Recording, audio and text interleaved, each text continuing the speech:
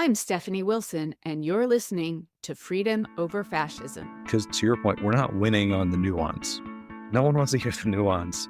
So we have to move up a little bit in our language and get a little bit more broad in our goal and rally around those points endlessly and hold the other side accountable at that level. Hi, friends.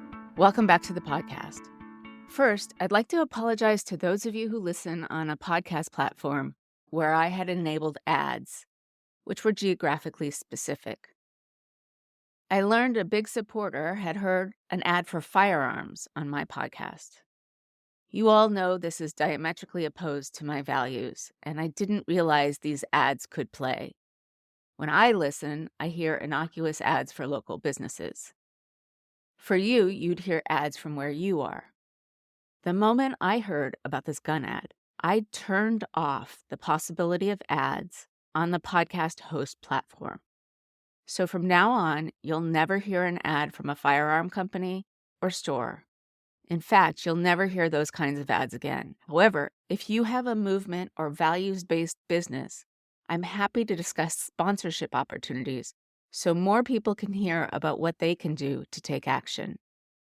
All right, now that that's out of the way, let's talk about my latest conversation. Today, you'll hear my conversation with Josh Cook, a special advisor to a new 501c4 organization called Chorus, which is in the early stages of providing services and backup to values-based influencers on all different platforms to reach folks where they are.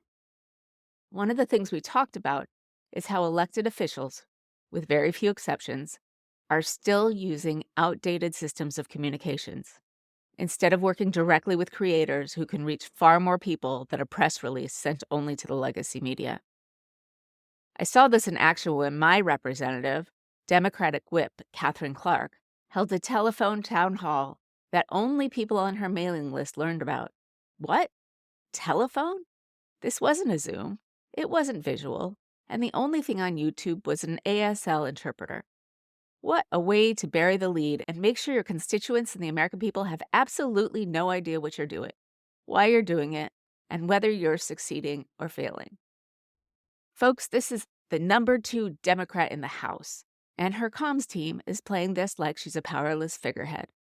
In contrast, my Senator, Elizabeth Warren, is out there making videos that influencers can reuse. But, and this is a big but, she isn't out there talking to the online influencers, who will get many, many more views than legacy media. While AOC talks directly to her online following many times a day, she's reaching her own vast following and educating Americans everywhere about what's going on, sharing her thoughtful takes and telling people what they can do to resist the Trump-Musk administration. But she's one of the few. Josh Cook and I talk about how we can reshape the online creator environment to reach more people, to create more connections among creators, and how to support folks who are developing important voices that reach beyond legacy media. What I would have liked to have seen from Whip Clark, who I adore in general, I would like for her to have talked to some of the biggest creator voices. Politics Girl, Brian Tyler Cohen, Midas Touch. She could talk about what's going on, what she's doing, and what the public can do to resist. Then her comms team and the influencers would take small clips from that interview and put them in front of tons of people who would never even hear of Catherine Clark on many, many platforms. Then she should have talked to content creators in her district, like me, who could then reach an audience much wider than the district, but with an in-district point of view. Instead, she did a phone call with 15, I'm exaggerating here, supporters. It was boring, hard to hear, and not inspiring at all. This needs to change. I wonder what your thoughts about how our leaders can be utilizing content creators' audiences to amplify their voices and inspire the reality-based left. One other note. Pete Buttigieg joined Blue Sky this morning as I record. Within 2 hours of his first post, he had more than 100,000 followers. Let's watch what he does because he's been thinking about this information war and how we build community on and offline. I hope you enjoy this conversation with Jeff Cook. I really enjoyed it, and I think he's got a handle on how we reach the most people, give creators support, and help creators connect with one another to reach more and more people. As usual, I ask for your support. All my content is currently free, and it would be really helpful if you could subscribe with a free or paid subscription. Here's our conversation. Josh Cook, welcome to Freedom Over Fascism. Thanks so much for having me. It's great to be here. I'm glad that you are, especially after my conversation last week with Tara McGowan. And we have been talking about, and my focus going forward for the next however long is on the information war. We know that the right wing has a nearly impenetrable bubble. And so there, people think that Elon Musk is just getting the information of the liberals and cutting out waste and doing good things for the country. The people who still stick with mainstream legacy corporate media are getting a watered down version. A muscular Trump is doing overhauls as opposed to a coup. And the left wing is mostly people online doing podcasts or shows on YouTube with influencers. And you are involved with a group called Chorus, who wants to help those influencers create an organization. Can you tell us a little bit about that? And then we'll see where it goes. Yeah, absolutely. Well, and again, thanks for being here. Longtime fan. So this is great. I think we're all sort of seeing what I think a lot of us knew for a long time, right? That the coverage on cable or insert your favorite morning newsletter, whatever it is, isn't and wasn't covering, I think, the urgency of moments over the past few years in the way that a lot of us felt it. And now that we're in this new moment, especially, it couldn't be more clear that there's a disconnect. At the same time, I've had the luxury of working alongside a number of influencers, online creators, former traditional news voices who have moved online as those other spaces just crumble. And every single day, we would see their numbers just get bigger and bigger because people trust people. And especially in this moment where you're not quite sure who's giving you, accurate or just full truth information, you trust a face in front of you. You can build rapport, just like your favorite podcast, just like your favorite writer. Same thing holds true for your favorite TikToker or YouTuber. All those things stand out. So as folks are moving to this place, the part that hasn't moved over, and especially now where we feel outgunned, for lack of a better term, is the structure and support systems that made traditional and just any form of news sharing work in the past. So there's not coordinated newsrooms, fact checking, benefits, salaries, or if you're thinking about this from a for-profit side, which we're not as a first and foremost, but it's still interesting. There's not a publisher side. We don't have a classified section. We don't have ad sales. The right has this advantage where they can look a lot more like a traditional news for-profit company because they have doomsday prep kits that they can sell. And the left doesn't have that same sort of commerce eco space built out, right? Like they have Right. corporate sponsors. They're fascinating. They're My Pillow. They're things that I don't think folks on the left want to buy. I mean, No, but they also have the billionaires just and they have, funneling money. but they're able to recreate a bit more of the back end to support their voices than we've been able to. And then the other problem on the left is we just haven't tried. And so that's what Chorus is really trying to do. We know who are impactful voices. We know that when we see new impactful voices, there should be ways to support them so that they can scale. And the reality is that this gets harder and harder to do the more complicated the internet gets and the more fragmented it gets. So Chorus is aiming to be uh, a central source for support for impactful voices. So that can be everything from stipends and salaries, benefits, but also newsroom support, editorial support, legal support, and production and scale. It's a lot of work to go from TikTok to YouTube. It's a completely different medium. It takes a lot of work to grow your following on these different platforms. They all have completely different games to play with the algorithms. But what we found is we have creators who know what they're doing on each and every one of them.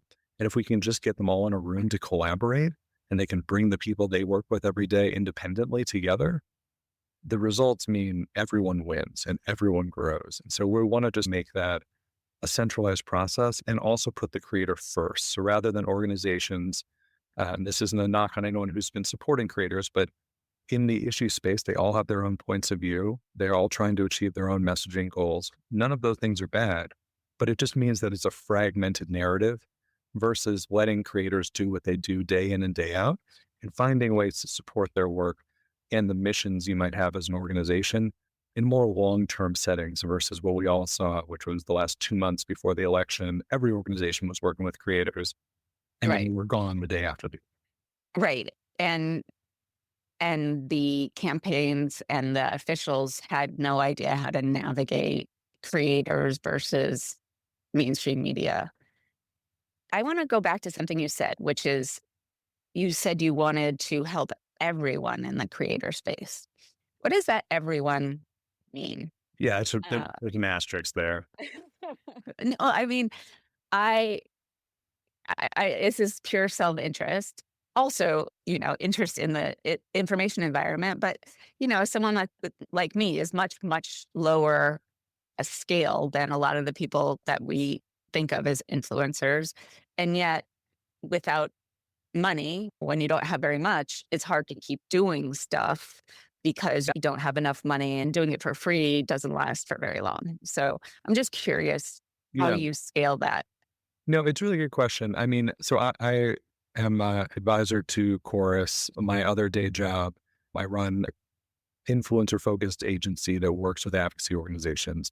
And there were times where we would reach out to a creator with an opportunity, a paid opportunity, and they would say, "This is great, but I'm working a retail job for the next 3 days. I don't have enough time to take a break and do this, so I have to say no." And that crushes you on 7 levels, right? Mhm. But the things that we know folks need vary along those lines, where just some consistency to revenue. So thinking about, you know, are there ways to underwrite voices versus paying them per piece of content, which is how it works now. I mean, our best voices on the left online, outside of a few exceptions, are effectively gig workers start to finish.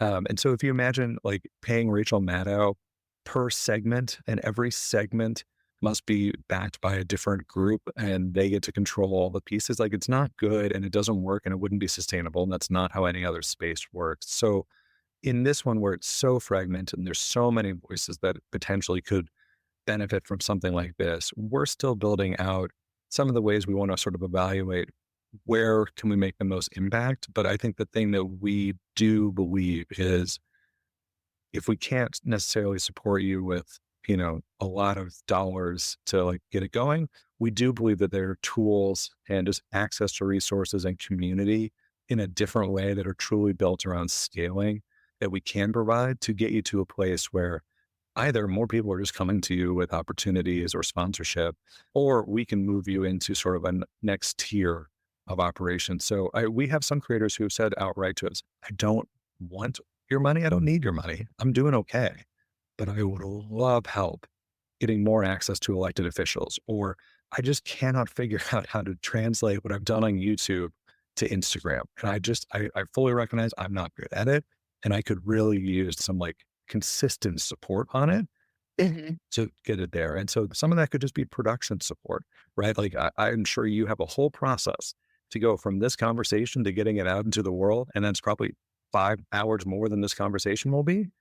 10. There you go. Yeah. You're a solo operator, right? Like Mhm. that's hard. That shouldn't have to be so hard. We don't burden folks who do radio programs in this way. It's like if you listen to an NPR show, like they name like 19 producers at the end of it.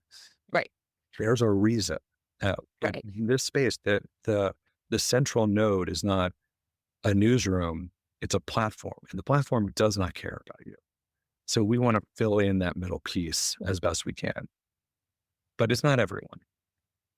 No, I'll be talking to Kyle Tharp soon. And I just read a piece that he featured looking at Substack, for example, the people who are the most popular on Substack, the Heather Cox Richardsons, the contrarian, all the people that are the top, they can be making upwards of $5 million a year.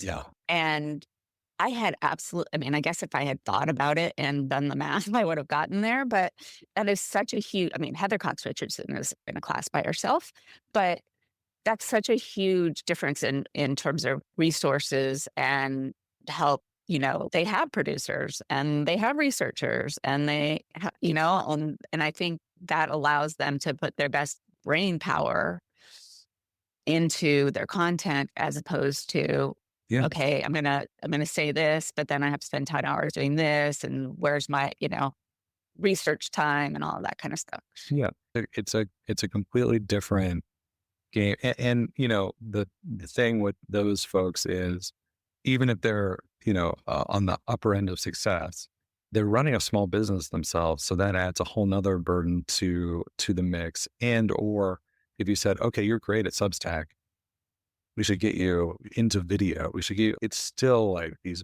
big unknowns because you're just in that exploration point as still somewhat independent operators. There's only a few exceptions to that. And that's just a reality of this fragmented media space. There's different platforms for different people and how you play in that. And if you should be everywhere is a question that I have an opinion on, but I think a lot of people would probably disagree. So, these are So all what's your opinion on that? I mean, I'd like good thoughts to be in as many places as possible, but and I think about it in the way that my dad is a Facebook user. He will never be a user of any other platform I use or that my younger cousin uses. He's Facebook probably till the end of his days, which is a long time. You would be very surprised. My mother, an avid Facebook user and MSNBC watcher, has left both and Okay. is now reading Substack. I don't think she listens to podcasts, but she's Fair. Totally made fair. that half a step. So, Yeah. Well, there's hope for everybody. no, totally. But I think the big thing is once you get comfortable in certain spaces, pending disruption, like I used to love Twitter. I try not to use X. Those are those sort of places where folks get comfortable make it harder if you are the person delivering content or feel like you have something to share. Well, now you can't write off Facebook as part of your distribution. You can't write off Instagram. You can't write off TikTok necessarily, but all of them have completely different formats. It's just a lot of production. It's a lot of Mhm. back end, and I think this idea that we can have a long term sustainable stream of trustable information, let alone opinion, it's not realistic unless we build some back end support. And sometimes it can be tied to sustainable capitalism. And sometimes, just like what we used to appreciate the government for, like some things aren't meant to necessarily be profit generating. Newspapers ran for a long time just with classifieds and Mhm. made the rest work. We have to sort of understand where these pieces come from, and they aren't always all connected. Think that's true. And the last thing you said, how they're all connected, I think is a really important question because I think that on several levels, that piece of connection is something that's so important in this particular moment where everything is fragmenting, government is fragmenting, the populace is fragmenting. And I've thought a lot about, well, there are some podcast networks. There are some, I think I would guess YouTube networks. I'm not really, and there are groups that do Twitch but it doesn't seem like there's a lot of connection between creators or, just ways for creators to connect as humans in this really difficult place and how they can connect with their audience as humans. Yeah. So is there an aspect you know, that you are thinking about? Yeah, some of the creators in this sort of initial founding group of course folks, and I should say we've had I forget what the final number is, but we probably got close to 1,000 folks who have reached out being like, I'd like to be a part of this, and they make great content. And what we've said to them all is, we will come and find a way to work with you. We just don't want to overpromise and underdeliver. I see. So our initial cohort are folks that we've had a little bit deeper relationships with, who understood like this is something where we need a little help from you before we can really like pay it back in full. But two of the folks in that group, at least two of the folks in that group, in the past year or two, have become New York Times bestselling authors.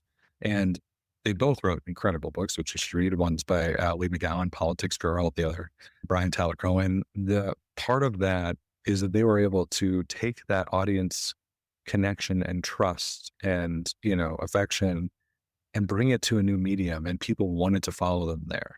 And then if you went to an event that they did around those book tours, I mean, you couldn't have asked for a more happy room of people who were all like united around this voice and the way that that voice delivered, facts and information to them.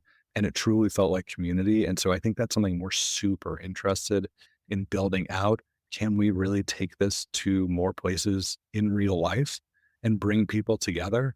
Are there opportunities to take two creators who, as people, know each other, like each other, but haven't had a chance or just the runway to work together on something new? We would love to be part of that spark, because I think if you look at the other side and you strip away what they're talking about, the things they've done pretty well include pairing up personalities on a much more regular cadence than we do. And, we can say, well, maybe that doesn't matter. I think it matters a ton. And if you look at any other, like we can take it out of politics. If you look at sports, if you look at entertainment, if you look at comedy, the same thing happens in all those spaces. People come together and have conversations on a much more regular cadence. Mhm. It's because they all have ways to support the model, the content they're creating that allows for them to do that. Whereas our folks are, of all the spaces, by far the most limited on revenue resources, at least for now. Mm. And so they really have to focus on this like more consumer brand focused model, which is I need a partnership for a video. Someone's paying me for a video. No one's paying Right. for me to talk to someone else. So I think if we can free them up a little more to feel empowered to do the things they really want to do, like have more collaborative conversations, you're going to see, I think, some of that network effect, like a podcast network and that community in real life. I mean, we talked to a creator who's not really political. She's a former educator and she's phenomenal, but she runs a book club through her Instagram feed and gets, I forget what the number is. It's something like almost 100,000 people participate every year in 3 books a year. And the Wow. conversations are a mix of like a chat on, the Instagram broadcast channels she has, and then some Zoom get-togethers. But like that type of community all came out of a bunch of people who all responded to someone's content. And so I think there's a ton more and you can take that down to campaigns and organizing.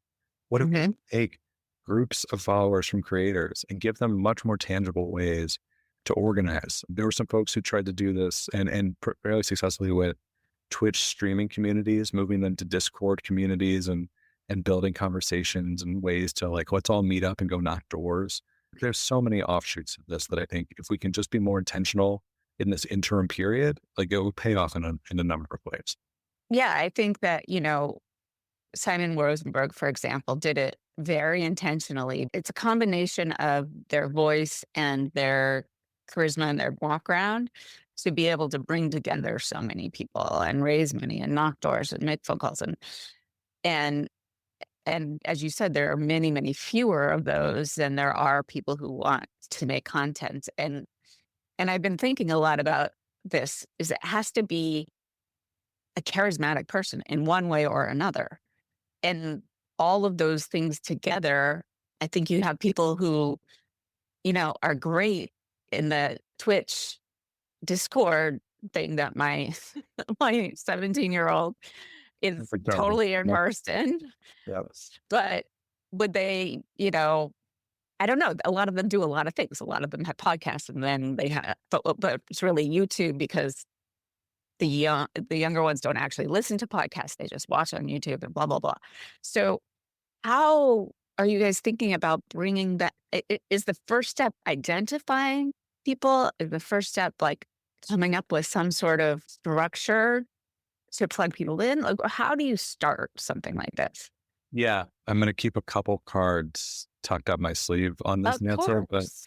I think where we're sitting to achieve what we're trying to achieve, there's 2 things we want to have running parallel tracks. One is really beginning to get true support to creators. And that can be monetary or in resources around production or research or booking. But to do that second piece on providing the resources, we do want to have some centralized staff and programming that then once we build that, our theory of the case is every time we meet a creator and understand their needs, ideally we can have at least the beginning of ways to give them something that could be valuable to them and help this larger mission. And so the number of creators across platforms, and this goes to writers, to podcasts, to streamers, it's universal. Even the biggest voices you can think of have said the same thing. It's awfully hard to get elected officials to talk to us regularly. Even the biggest accounts be like, yeah, they'll talk to me once a year, and they just don't get it.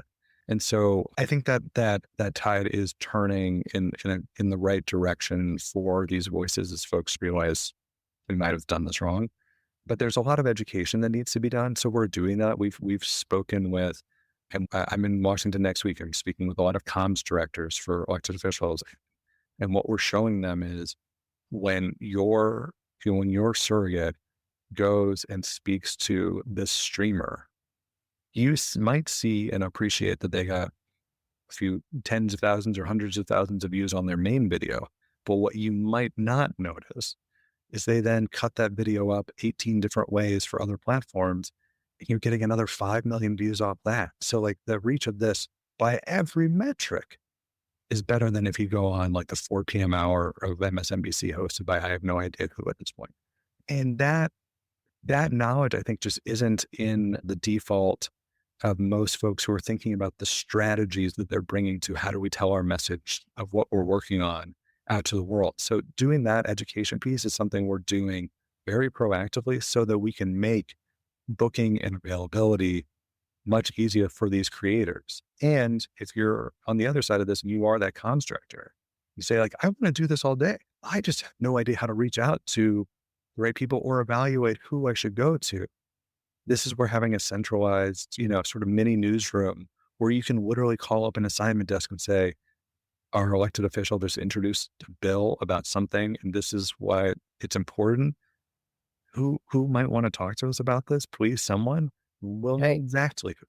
And so just making those connections and bringing some of that sort of more traditional back-end newsroom support that can translate to your son's favorite streamer on Twitch or, your favorite podcast or Substacker. And I think that's the stuff where it doesn't necessarily have to have a large cost, but it just does need collaboration on both ends and a meeting space to make it happen. So we're trying to do as many of those types of things as we can as early as possible. And then ideally we keep building out on production, on helping with scale and things like fellowships and sort of collaboration partnerships, things like that. But I will say this is not something that we're building to fix the future of the left in 2026. It is not to solve everything by 2028, although we should really, God willing, should. This is a long-term thing. I don't think you're going to go from a fragmented media space back to anything like a traditional 3-channel world that, my parents and grandparents, lived in.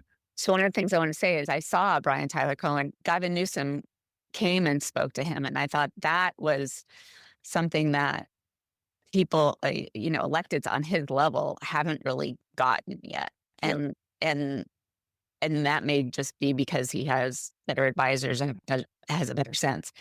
It is relatively easy to get local and state officials, but that national level is, I really don't think they understand how wide a distribution they could get. On that Newsom conversation, that's a perfect example. It took maybe 20 minutes of the governor's time. It was seen probably 6 million times plus between 45 different clips shared across the internet on different platforms. If you're in the middle of a crisis like the governor was, he was talking about the LA wildfires to a Los Angelino in Bryan, it's a really good distribution method. And if you're going to talk, if you have to talk to every local news camera and to achieve their audience, folks like Brian, even, pretty outright partisan, is still reaching a lot of the people you need to reach in that moment. And, the algorithm in those moments actually does its job pretty well. People are looking for information about the wildfire. They're going to see that content. And so it paid off. And I'm sure they know it too. And I think, to your point, I think that's the thing we need to connect people on. And for local officials, it's both easier and harder. You just have to find the voices in your community who can move folks. But I spoke to a group of like folks at county level or state level.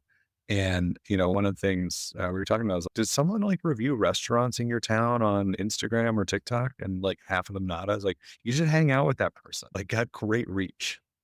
Find the voices. They don't have to be like, you don't need the 3 people follow politics necessarily. Like, just find the like people with reach and find a That way to is meet them on their level. that is so important. And I've been talking and thinking about how do we get the reach, the restaurants, the entertainment, and how do we learn to talk about politics without talking about politics? We suck at that. Really suck at that. So, the people I reach are going to be politics junkies, and I get that, but let's see who we can get in the entertainment industry and make more stories that talk about our values, make more series. And I think thinking creatively about the reach and the content and thinking beyond, let's talk about policy or the campaign, I think would get us a ways. And the other thing that I wanted to talk about is time frame, right? In politics, it's all about the next election, either the next special election that's happening next month or the midterms or the presidentials. And we've been really bad at looking at the decades Hmm. and the just the time frames being longer and more strategic. And I think the right, I mean, they've been working on this since Nixon, right? And it should come as no surprise what's going on now because they've been explicit every step of the way. Hmm. And I don't think we have that kind of attention span on our side. Or maybe we do, and we just haven't figured out how to get others to have that same attention span. Do you have any thoughts on that time frame issue? I mean, it's something. I have a journalism degree I never used, but you spend a lot of time in journalism school learning like the history of moments and things, and coverage, and the this moment we're in now, where it feels like we built the wrong, or we haven't built enough of the right ship for the moment. And why does the other side potentially have these advantages, or it feels like they do? They just never assumed that like traditional media was their friend. And this goes back to AM radio and, the Bush era and Rush Limbaugh and Hmm. Indies. There's 1,000 examples, right? And you can keep, to your point, you can keep going back and back and back and back and back. And like, if you go pre-Nixon, go Goldwater, and just like Hmm. had like a newsletter that was like literally just mailed in envelopes. Like there's a reason, because he wasn't getting any coverage that he liked. I don't want to speak for the entire left, but I think we celebrate victories as though it's the end of the marathon and you're on mile 2. So I think if you're an avid consumer of politics on the left, it's like if we were around for it, all remember ACA happening, and we can name like 5 achievements like that. I think those are just like literally stop signs for Republicans, and so we're not nearly done. And I don't think we appreciate the other side having a completely different appreciation of how they see their moments. And I'm sure there are moments, right, like around abortion or whatever, that they're like, no, this was a really good one. But it's not like they've stopped. It's not like they've slowed down. And I think there are good examples where we have had a longer term vision. I think labor as a movement has a lot of this. It's a long fight. It never ends. We have to keep fighting. The fight for 15 is not something where they're like, we're done after one state. It was about changing an entire narrative where if you're talking about raising the minimum wage or what the minimum wage should be, the idea of $15 should just be burned into your head.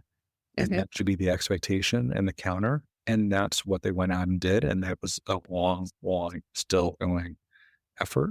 I think that's the way we need to think of just what are we really trying to get to. And if you talk to creators, I would honestly say they have a better sense of this because of the formats that they're in. If you are creating content every single day and sometimes every hour, you don't just stop when one good thing happens. Like it is a never, for both good and bad, it's a never ending effort to make sure people understand what's going on. And it could be whether you're the most serious political voice online or you're a part-time and you talk about sports the rest of the time. You just understand like the narrative keeps going. And I think the other side, someone else wrote this, and I'm going to blank on who to give credit to, but I think that the Trump administration operates in a soap opera mode. They always have 7 plots going, and depending on who walks into the scene, they bring with them a plot line. And it's a little messy, and you really have to pay attention to like keep up. Or if you just see the person, what's going on a little bit. We don't operate in the same way, and I think we need to think about what is this long-term storyline? What are we really trying to get to?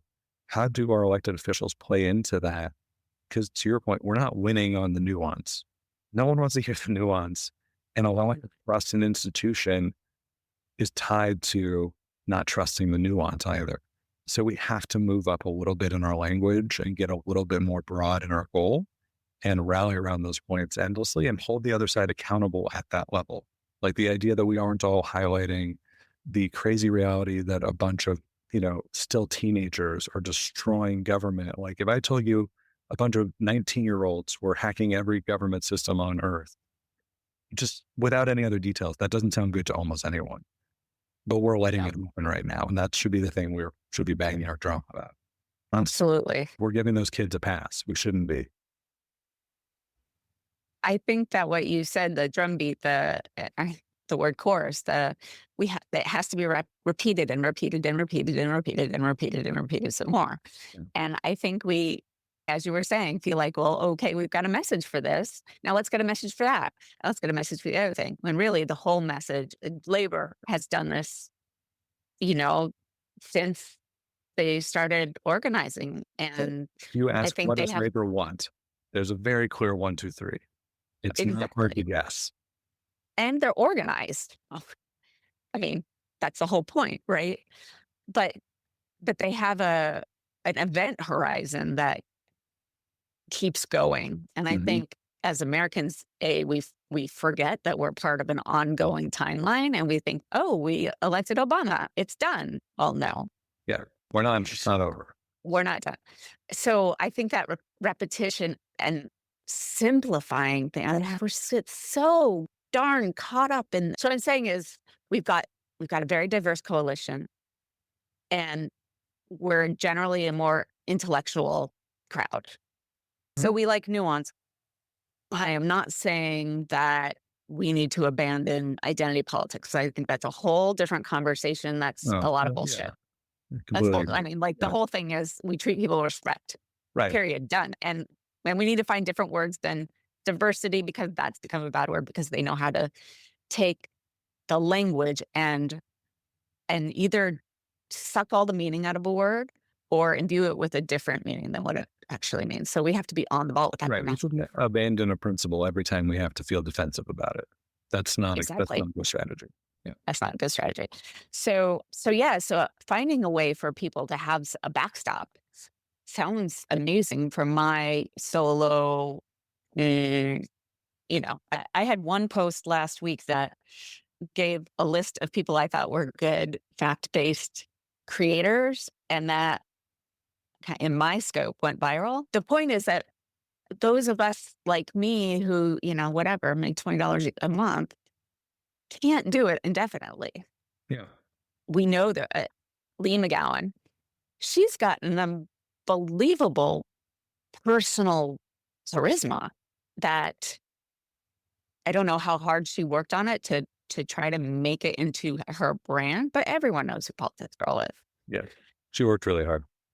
And it's clear that she works really hard. That's definitely clear. And she's got, her husband's also an incredible talent on the production side. So, to the point on resources, and it's just you.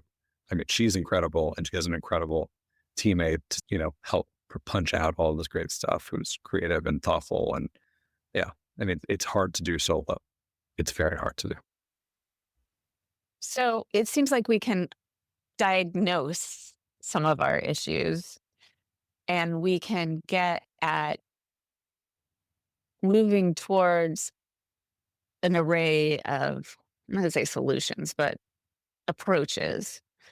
Where do you think chorus or multiplicities of choruses, what space do they take in this multiverse, and where else should we be looking?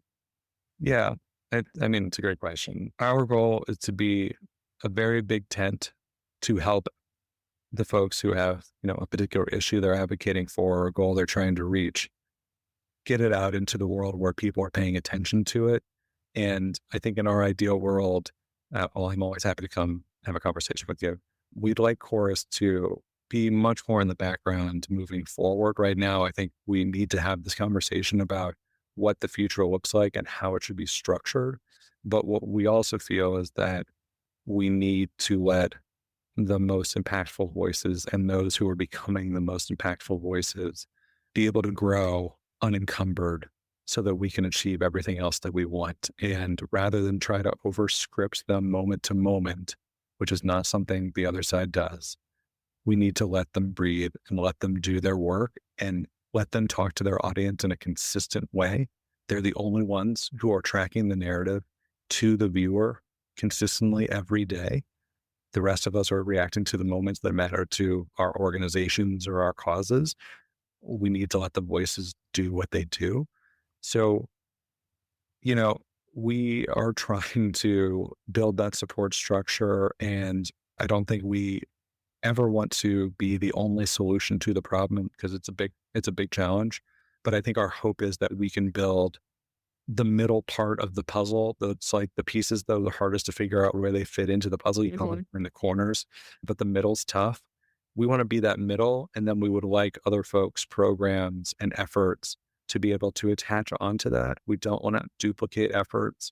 If someone's doing something, we've already had this happen. Folks said, we're working on this thing, or we have these in-house resources that are, aligned to what you're saying here. We're like, great. Can we work together and not have the budget to have someone do the exact same thing? That would be great. We like to be very agile. So we're going to keep doing that. So, my call out to other organizations who feel like they're not getting their message out, or they would like to and know instinctively that they should be collaborating at some long-term scale with the voices reaching most people. We want to have a conversation. We want to find a way for you to either work directly with us or underwrite some of this work. And it doesn't have to be dollars. And, to make that happen, there's so many other ways to support creators, from resources to conversations. We just want to organize it and bring some sustainability to it. So that's our sort of central thesis now. And then I think the tough part is, we're only weeks into this and the barrage has been nonstop. And I don't think they're going to slow down. I know it's, well, what are they going to do? They'll be out of ideas by summer. That's just not true. No, that Project 2025 was 900 pages and Right. for a reason. And that was just their ideas for 2025. They could write a whole nother book for next year. It's a joke, but it's also like deadly serious. Not a joke. No. It's not going to stop. And so I think this thing where we all just need to sit and think about it for a while, I totally respect that. There's also, in the speed of this news information world, just try some stuff. Like, let's just throw some stuff at the wall and keep moving, because no one will remember it 2 days from now. So you got to keep throwing things. The Daily Wire posts on Facebook every 5 minutes. Are you kidding me? It's go work at any of their accounts. Go pick your favorite or least favorite thing on the other side and just look at their output on any platform. It's not that they're saying new things every 5 minutes, but they just keep recycling and reposting and chopping it out there to fill this news void and flood the zone. It would be a mistake for us to just generate AI garbage to counter that. But if we can bring more centralized resources to the voices that we know, when they speak, they break through, even if they feel very on our side. We have a ton of data on the good influence side. We track when people are clicking on stuff. We can map a lot of that information back to places like the voter file. We found in the last 100 days of the election, we were moving as many people who were clearly Kamala Harris voters as were not. But they saw a piece of content from someone in our cinematic universe and were so motivated to take a click to learn more about something. There's no misclicks on influencer content. It's not like an ad that you're scrolling and you accidentally open. You have to go to a link in the bio. You have to go to the comment. No one does it accidentally. So we know those clicks are a really good indicator of who they are and what their intentions were.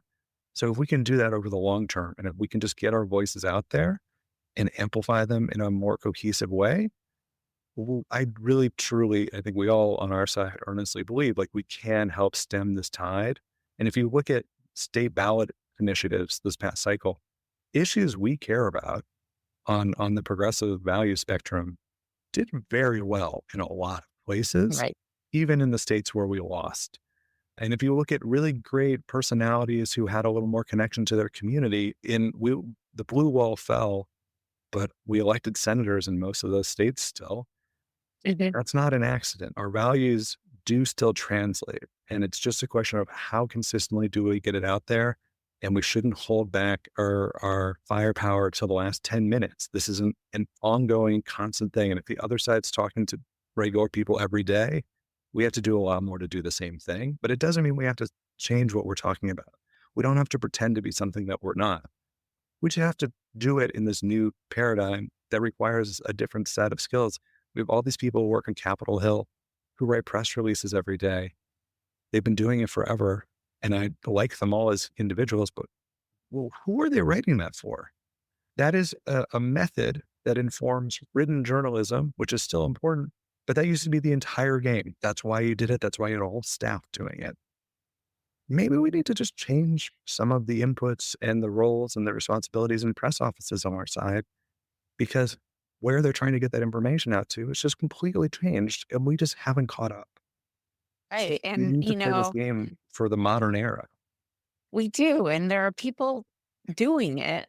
Yeah, quite I successfully. always say, I mean, like, Yeah. they're good models. Well, and I live around New York City, and there are multiple people who are going to be running for mayor who are awesome and progressive, and there's city council members who have fully embraced being internet first in their content. And there's a guy running for mayor who did a whole video about inflation, but it was tied to halal trucks and explaining why the licensing racket to get the license to be a food cart in New York is a complete scam that needs to be regulated better, and the city council should do more and the mayor should be involved.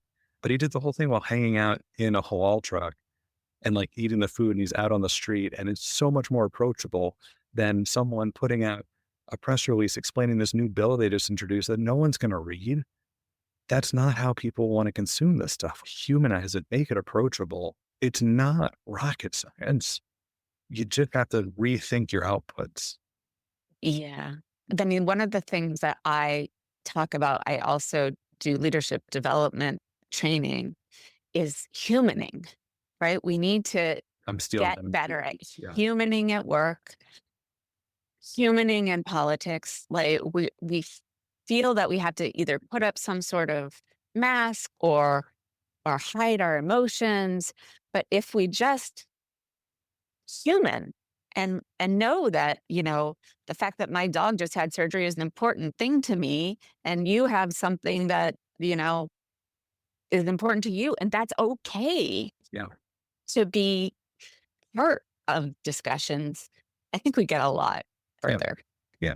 I had dinner last night with a member of my extended family who I agree with on nothing when it comes to politics. We're able to talk all night, including a conversation about how we both are quite confused at what Chuck Schumer's doing these days. And, you can just meet someone on their level. And I think what works about the most effective voices online is you see them for who they are. I mean, going to Lee McGowan, there's an entire group of people who watch her videos and comment on how many bananas are on her kitchen counter. And if she records multiple videos and posts them, not out of order, but just like by subject, or someone sees them in their feed differently, it'll be like, how did you go from 2 bananas to 4 bananas? What just happened there? Or, it's just like, there's a whole thing. She has a picture of bananas in her book as sort of a tribute to this entire like sub niche in her comment section. But that's humanizing, right? That's Right. it's more than just what they're saying. It's how they're saying it. I think we're all tired of overproduced anything in any format. And you're seeing that play out in how people are reacting to institutions, big and small. You're seeing that in how people just aren't watching the news in the same way. And you're even seeing that in how the news is showing the news. I mean, the level of production is going down, but I think it's because they're meeting people where they are. But it's all because where you're seeing the most traction are real people in real settings who are still very smart and intelligent and hopefully getting great information that we can, back them up on. Just be really direct and cut through the rest of it. I don't know what it says about the larger parts of society. That's where we're at, but it is where we're at. So that's just where we need to be. And if folks haven't seen it from one of our creative partners talking about it, want to know more, just wearechorus.com. There's not a lot there, but there's a way to sign up to find out more. And we'll definitely have a lot more to share coming up. So really appreciate the opportunity to talk about all this. And yeah, this is great. Thank you so much for having me. Thank you for listening to Freedom Over Fascism. Please leave a rating or review wherever you listen. And if you can, please subscribe at www.freedomoverfascism.us.